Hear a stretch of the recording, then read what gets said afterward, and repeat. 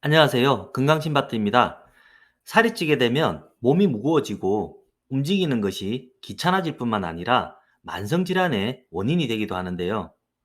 최근 들어 비만 체형이 되는 이유가 바로 비만균 때문이라는 의견이 나오고 있습니다.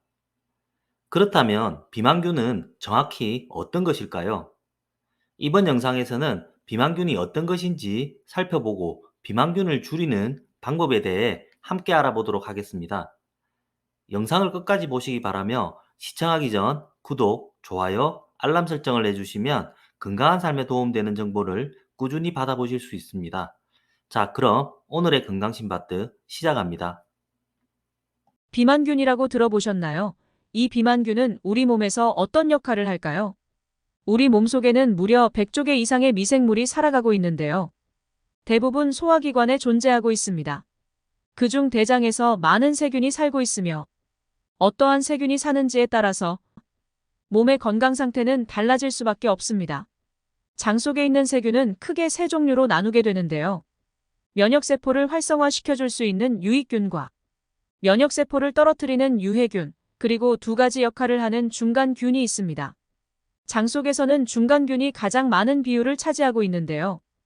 유익균이 활발하다면 유익균 편에 붙어서 작용하게 되고 유해균이 활발하면 유해균에 붙어서 악화시키는 것을 돕습니다. 그렇기 때문에 건강한 면역체계를 유지하기 위해서는 프로바이오틱스를 섭취해서 장내 유익균의 수를 증가시키는 것이 좋은데요. 연구 결과에 따르면 가장 좋은 비율은 다음과 같다고 하는데요.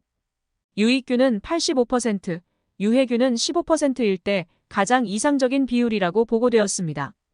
그러나 우리나라 평균 식단은 탄수화물이 다량 함유되어 있어 장내 미생물이 불균형해지도록 영향을 끼치게 됩니다. 장내균의 비율을 조절하기 위해서는 장내균의 비율이 어떻게 구성된 것인지 먼저 알고 있는 것이 좋은데요. 위의 테스트를 통해 변 검사를 받아보시는 것을 권장드립니다. 테스트 항목에서 2개 이상이 해당하신다면 장내 유해균이 정상 비율보다 많은 것이니 분변 검사를 통해 확인하시거나 장내 미생물 키트를 구입해 보셔도 좋습니다. 그렇다면 장내 유익균과 유해균은 어떤 특징을 갖고 있을까요? 장내 유익균이 많아지면 장의 기능을 높여주고 음식물 분해를 도와주는데요. 영양소가 에너지원으로 잘 사용될 수 있도록 체내에 축적되는 것을 막아줍니다. 그래서 비만이 되는 것을 예방해주기도 합니다. 또한 몸속에 있는 바이러스나 세균을 공격해줌으로써 인체 면역력 자체를 높여주기도 합니다. 또한 유익균이 많다면 장점막도 튼튼해지게 됩니다. 영양소 흡수율도 올라가기 때문에 유해한 독소와 나쁜 성분들, 즉 바이러스 등을 체외로 배출시키는 데 있어서도 도움이 됩니다. 대표적인 장내 유익균은 유산균이 해당되는데요. 락토바실러스, 비피더스 등과 같은 프로바이오틱스도 포함됩니다. 유해균의 특징은 소화 및 흡수를 방해하고 장내에 오래 머무르는 음식을 부패시킵니다. 음식이 부패하면 독소가 생기고 가스가 발생하게 되는데요. 독소 탓에 장에 염증이 생기고 각종 장과 관련된 질환이 생기게 됩니다. 즉, 면역력이 떨어지고 질병에 쉽게 노출된다는 것인데요. 최근 들어서는 장내 미생물이 우울증과 치매 등 정신 건강에도 영향을 미친다는 보고들이 있었습니다. 궤양성 대장염이나 클론 같은 염증성 장질환, 대장암, 각종 피부질환 등 여러 면역질환이 생기는 계기가 된다고 하는데요. 이를 방지하기 위해서는 미리 건강을 위해 사전에 검사를 받고 관리를 하는 것이 필요합니다.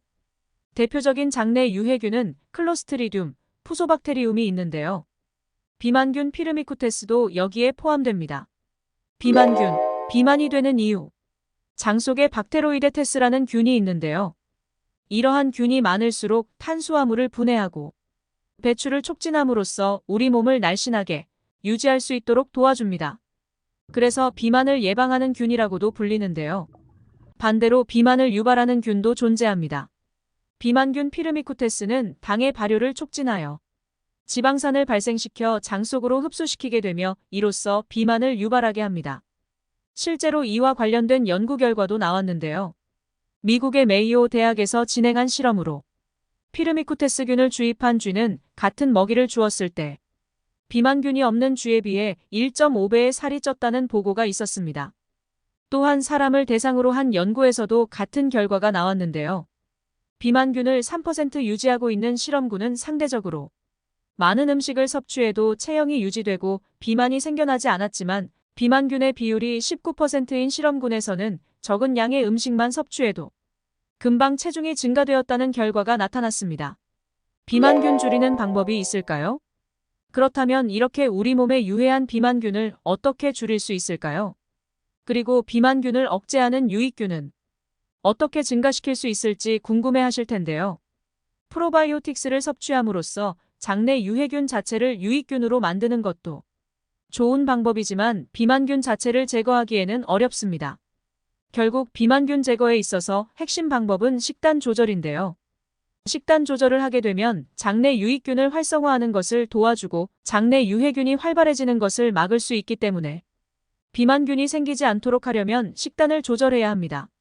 몸속에 좋은 유익균을 늘리기 위해서는 좋은 먹이인 식이섬유를 많이 드셔야 하는데요. 반대로 유해균이 좋아하는 먹이인 정제된 탄수화물과 흰쌀밥, 빵, 떡, 액상, 과당 등은 자제해 주셔야 합니다. 이처럼 식단 조절을 지켜주면서 프로바이오틱스를 드셔주신다면 비만 체형이 되지 않도록 예방할 수 있습니다.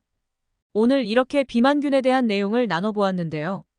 건강한 삶을 살 수 있는 그날까지 신바트 건강정보는 함께 하겠습니다. 오늘 영상이 도움되셨다면 주변의 소중한 분들께도 공유해주세요. 구독과 좋아요, 알람 설정까지 하시면 다음번에도 유익한 신바트 건강정보를 받아보실 수 있습니다. 그럼 구독자 여러분 오늘도 건강하고 행복한 하루 보내세요.